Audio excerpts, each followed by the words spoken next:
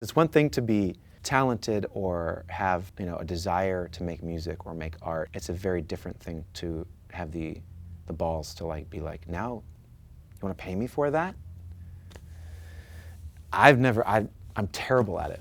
I would just as soon give it away. But then the catch is like, yeah, you can give it away, but then you can't afford to keep doing it. So, truth be told, I never actually thought I would make a dime making music or making art. And at a certain age, I had sort of resigned myself to, and relatively speaking, a life of relative poverty, because I loved making music and I loved making art so much. So I kind of got to the point where I was like, all right, I'm just not going to make a lot of money, but I'm going to do this. I don't fucking care what it takes. I really love doing this. And what's been amazing about being around Steve is learning that it's okay to get paid to do what you love to do. My name is Brandon Boyd, and I am the singer and lyricist for the rock and roll band Incubus. I first met Steve Rennie when he was the vice president at Epic Records. And this is probably 16 years ago, 17 years ago maybe. When I first met him, I thought he was the devil incarnate. Once you get to know him a little bit, you understand that he has a very particular skill set that people like me don't really have. I don't really have that kind of wiring naturally. And without somebody with Steve Rennie's skill set, my ideas and my strangeness wouldn't really find its way into the world. There have absolutely been times when I wanted to hire an assassin and have Steve, maybe not assassinated, maybe just taken away and scared really bad, to a foreign country and hang him out of a window or something. I don't know. No, I'm kidding, I would never do that. Or am I? No.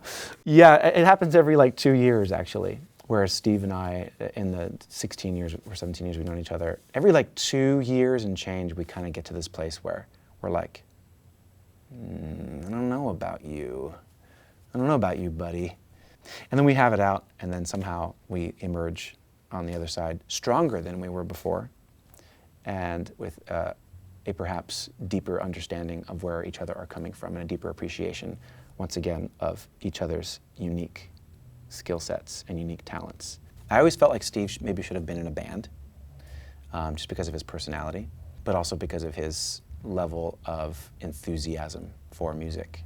But that's not what he wants to do. He wants to help bands, I think, see their own vision. I think it's probably where he feels the most comfortable. Steve Rennie and myself, and also our group Incubus, we've definitely had our ups and downs, and we've had our tumultuous moments and fired up moments where we were convinced that he was trying to destroy us and ruin our career. And I'm sure he's felt the same way about us and our interactions at occasion. But when it all kind of breaks away and you kind of break away from the different massive egos at play there, when you let go of all of those things, you understand that you're there with a common goal in mind.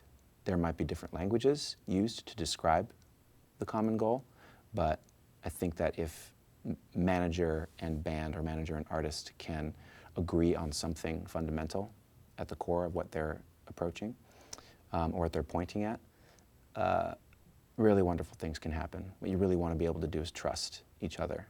I would encourage the more, we'll say, managerial personality in a band to talk to Steve or the Renman. I don't like calling him that because he's always been Steve to me, but you guys can call him Renman.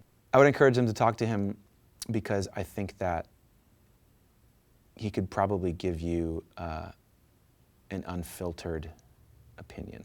He probably won't sugarcoat what he sees. He'll probably tell you exactly the way that he sees it, and he is a man of expertise.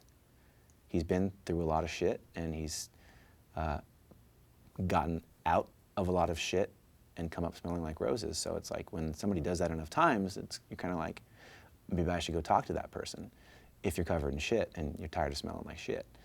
I'll stop talking about poo now.